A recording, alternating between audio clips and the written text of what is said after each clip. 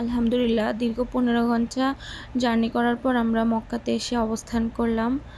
আসসালামু আলাইকুম সবাইকে, কেমন আছেন সবাই? আশা করি সবাই ভালো আছেন। আলহামদুলিল্লাহ আল্লাহর অশেষ রহমতে আমরাও ভালো আছি। নিয়ে আসলাম আপনাদের মাঝে নতুন আরেকটি ব্লগ। আমি আমার আগের ভিডিওতে দেখিয়েছিলাম আমরা ওমরা হজ করার উদ্দেশ্যে মক্কার উদ্দেশ্যে রওনা দিয়েছি। সো এটা হচ্ছে আমার ভিডিওর সেকেন্ড পার্ট। সো আমরা এখন আছি আলমিকা মসজিদে, যেখানে লিখেই আছে এটা হচ্ছে আলমিকা মসজিদ। সো এখানে হচ্ছে গোসল করে ওমরার পোশাকটা পরা হয়। তো এই যে এই সাইডটা হচ্ছে মহিলাদের জন্য, এখানে হচ্ছে মহিলারা ওই পাশে হচ্ছে মসজিদ আর এই পাশে হচ্ছে গোসল করার স্থান। সো এখানে হচ্ছে গোসল করে তারপর হচ্ছে 2 রাকাত নফল নামাজ পড়তে হয়, তারপরে হচ্ছে উমরার উদ্দেশ্যে রওনা দিতে হয়। তো এখানে হচ্ছে আলমিকা মসজিদ হচ্ছে 3টা। এটা হচ্ছে বড়টা না, যেটাতে আমাদের হযরত মুহাম্মদ সাল্লাল্লাহু আলাইহি সাল্লাম গোসল করে তারপরে উমরার পোশাক পরিধান করে উমরার উদ্দেশ্যে রওনা দিয়েছিল। এটা আসলে ওইটা না, এটা হচ্ছে আরেকটা।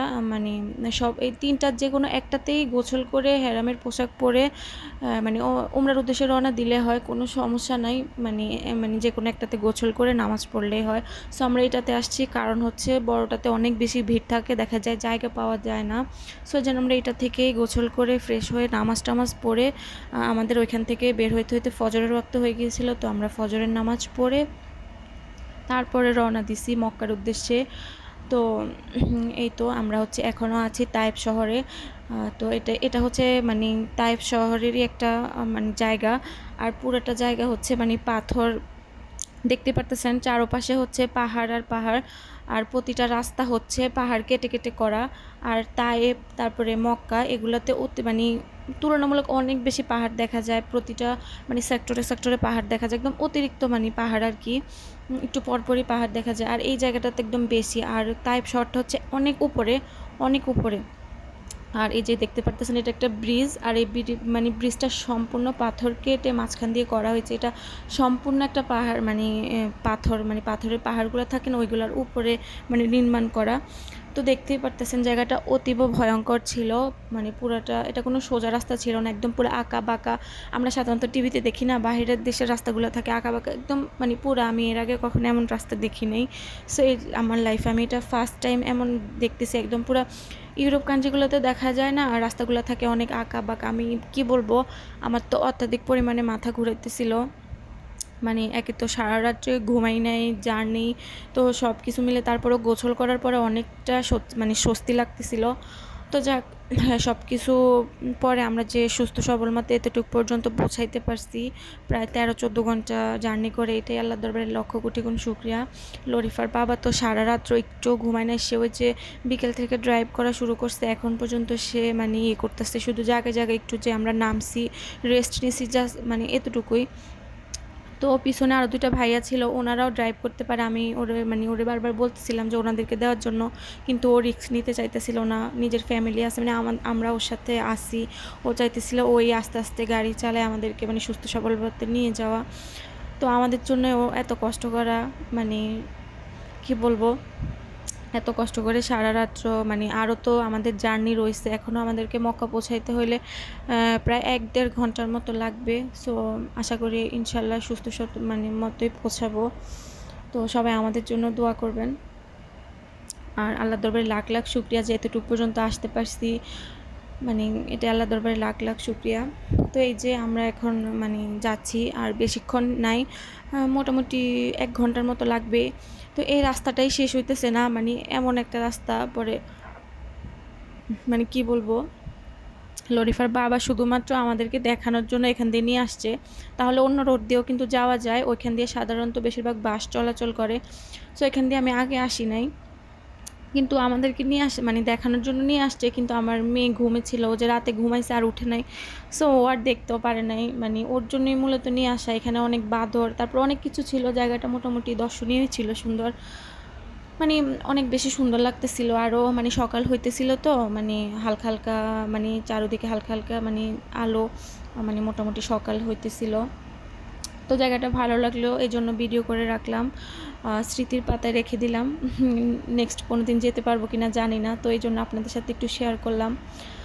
তো এই যে চারোদিকে শুধু পাহাড় আর পাহাড়, এখান দিয়ে খুব আস্তে আস্তে গাড়ি চালাইতেছে, কারণ রাস্তাগুলো এমন আঁকা বাঁকা, একটু 19-20 হলেই মানে বড় দুর্ঘটনাও হইতে পারে। তো আল্লাহ না করুক, আল্লাহ সবাইকে সুস্থ সবল মতো পৌঁছাক, এটাই হচ্ছে কামনা। তো এই তো যাচ্ছি, এই তো দেখছেন এটা হচ্ছে নিচে যে রাস্তাগুলো, এগুলো কিন্তু সব রাস্তা, এগুলো কিন্তু সব পাহাড় কেটে কেটে এগুলো কিন্তু সব রাস্তা করা আর কি। উপর থেকে অনেক উপর, কিন্তু মোবাইলে দেখা যাইতেছে যে ওইখানে, কিন্তু আসলে অনেক উপর থেকে ভিডিওটা করা। নিচে যে দেখেন ছোট ছোট গাড়ি দেখা যাইতেছিল, এগুলো কিন্তু সব আঁকা বাঁকা রাস্তা। আমরা কিন্তু এখান দিয়েই নামবো। সো পিছনে তো ফালাই আসছি আঁকা বাঁকা রাস্তায়, যে আমরা কিন্তু এখান দিয়েই নামবো। আর ওই যে দূরে দূরে দেখেন ঘরবাড়িও দেখা যাইতেছে, মানুষ এই নিচে তারপর পাহাড়ের উপরে কীভাবে ঘরবাড়ি করে থাকে আল্লাহ আমাদের ভালো জানে, যাক হয়তো ওনারা থাকতে থাকতে অবস্থার জন্য।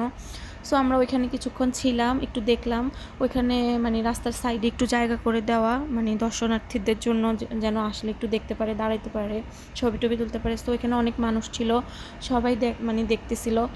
তো এই যে নিচে একটু একটু আলো দেখা যাইতেছিল, ওগুলো কিন্তু ঘর বাড়ি ছিল আর কি। তো এই তো সব ক্লান্তি মনে হয় দূর হয়ে গেছে এখান দিয়ে আসাতে, একটু এইগুলা দেখাতে, পাহাড় তারপরে চারদিকের দেখে ভালোই লাগতেছিল। কিন্তু আমার মেয়ে ঘুমাইতেছিল, ও দেখে নাই কিছুই, ওর জন্য আর আমার জন্য মূলত এখান দিয়ে ও নিয়ে আসছে, আমাদেরকে দেখাবে এই জন্য। কিন্তু আমার মেয়ে ঘুমাচ্ছিল, যাক সমস্যা নেই, ঘুমটাও ওর অনেক প্রয়োজন ছিল। কারণ আমরা আল্লাহ যদি আমাদেরকে সহি সালামতে মক্কা পর্যন্ত পৌঁছায়, তো আমাদের ইচ্ছা আছে আমরা পৌঁছানোর পরপরই উমরাটা করে ফেলবো। কারণ দিনের আলো যত বাড়তে থাকবে, মক্কাতে মানুষ তত বাড়তে থাকবে। কারণ এমন একটা জায়গা, আল্লাহর ঘর, 24 ঘন্টায় মানুষের আনাগোনা থাকে এখানে, কখনোই জায়গাটা খালি হয় না।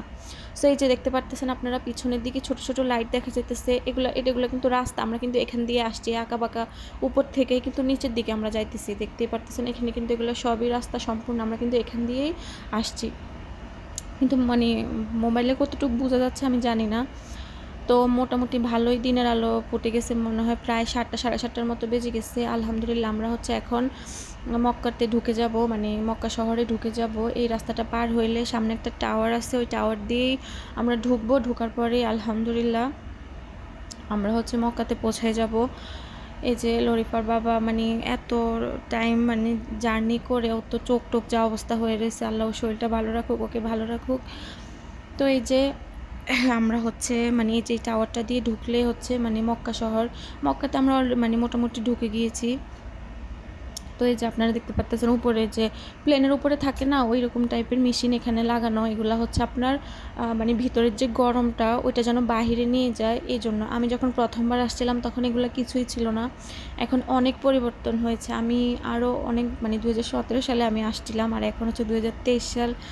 অনেক কিছুর পরিবর্তন হয়েছে, মক্কাতেও অনেক কিছু চেঞ্জ হয়েছে যেগুলো প্রথমে ছিল না। মক্কা মদিনাতে সবখানেই অনেক আইন কানুন হয়েছে, অনেক কড়াকড়ি নিয়ম হয়েছে। এখন আর আগের মতো সব কিছুই সহজে হয় না। তো যাক আলহামদুলিল্লাহ সব কিছু মিলে আল্লাহর দরবারে লাখ লাখ শুকরিয়া, আল্লাহ আমাদেরকে এখানে আসার তৌফিক দিয়েছে। আমি দ্বিতীয়বার এখানে আসতে পারছি, আল্লাহর কাছে লাখ লাখ শুকরিয়া। তো এই যে এখানে হচ্ছে একটা সমস্যা হচ্ছে, হেরামের সামনে গাড়ি নিয়ে গেলে, নিজেদের গাড়ি নিয়ে গেলে পার্কিংয়ের জায়গা পাওয়া যায় না।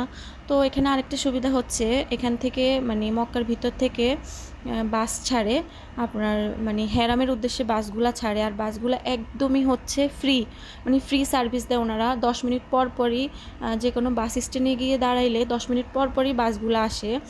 আর বাসগুলা হচ্ছে একদম ফ্রি সার্ভিস দেয়, কোনো টাকা পয়সা লাগে না, কিচ্ছু লাগে না, এখানে দাঁড়াই থাকলেই বাসগুলো অনেক সুন্দর একটা সিস্টেম করছে। এটা হচ্ছে সবার জন্য আসলে অনেক উপকারিতা এটা, কারণ সচরাচর এখান থেকে ওইখানে গাড়ি পার্কিং করা যায় না, অনেক ঝামেলা হয়, হেঁটে যাওয়াতে এত দূর সম্ভব হয় না। সো সব কিছু মিলিয়ে দেখা যায় আলহামদুলিল্লাহ সৌদি সরকার অনেক সুন্দর একটা উদ্যোগ নিয়েছে, যেটা ফ্রি সার্ভিস দেয়, অনেক মানুষ যাতায়াত করে, সবারই অনেক সুবিধা হয়। যে বাবা মেয়ে বসে আছে, আর মাশাআল্লাহ আমার মেয়েকে আমি বোরকা পরিয়ে দিয়েছি। বাবা মেয়েকে বাবাকে ওমরা পোশাক, আর মেয়েকে হচ্ছে বোরকা পরে, দুজনকে মাশাআল্লাহ সুন্দর লাগছে। সবাই বাবা মেয়ের জন্য দোয়া করবেন, আমার মেয়ের জন্য দোয়া করবেন। তো আলহামদুলিল্লাহ অবশেষে যে আমরা হচ্ছে হেরামের সামনেই চলে আসছি। বাসটা একদম মানে মোটামুটি অনেকখানি দূরেই নামিয়ে দিয়েছে, সো অনেকখানি হেঁটে আসতে হয়েছে। তো যাক, বলে না মানে এই জায়গায় আসলে সব ক্লান্তি সব কিছু দূর হয়ে যায়। আমরা যে এত ঘন্টা জার্নি করে আসছি মনে হয় না যে এত ঘন্টা সারা রাতও ঘুমাই নাই, ওই জিনিসটাও মনে হয় না, মনে হয় যেন সব ক্লান্তি সব কিছু মুছে গেছে। আলহামদুলিল্লাহ আল্লাহর ঘরে এসে, আল্লাহর পবিত্র জায়গায় এসে সব হয়ে গেছে। আমাদের নবীজির জন্মস্থানে এসে মানে সব কষ্ট মানে যেন নিমিষেই শেষ হয়ে গেছে। তো তো একটু পরে আমরা মানে হেরামে ঢুকবো আমরা উমরা। তার আগে তো লরিপা তো এখানে মানে কবুতরগুলো দেখে মহা খুশি, আমারও ভালো লাগতেছে। এখানে এত অজস্র কবুতর, আর কোথায় থেকে আসে আল্লাহ মানে আল্লাহ মাহবুদে ভালো জানে। আর ওদের তো খাওয়ার কোনো অভাবই হয় না। সো দেখুন মানে এখানে ঘেরাও দেওয়া চারপাশ দিয়ে, এখানে কোনো গাড়ি ঘোড়া কিছুই ঢুকতে দেয় না, মানে এখানে শুধু কবুতর আসে আর মানুষ অনেক খাওয়া দেয়। আমার লরিফা তো খুব খুশি হয়েছে মানে কবুতরগুলো পেয়ে। সো আমরা এই যে হেরাম শরীফের মধ্যে ঢুকে গিয়েছি। এখন হচ্ছে আমরা একটু জমজমের পানি খেলাম, লরিফার মুখ ধুয়ে দিলাম। সো আজকে আমার ভিডিওটা এতটুকুই। আল্লাহ হাফেজ সবাইকে।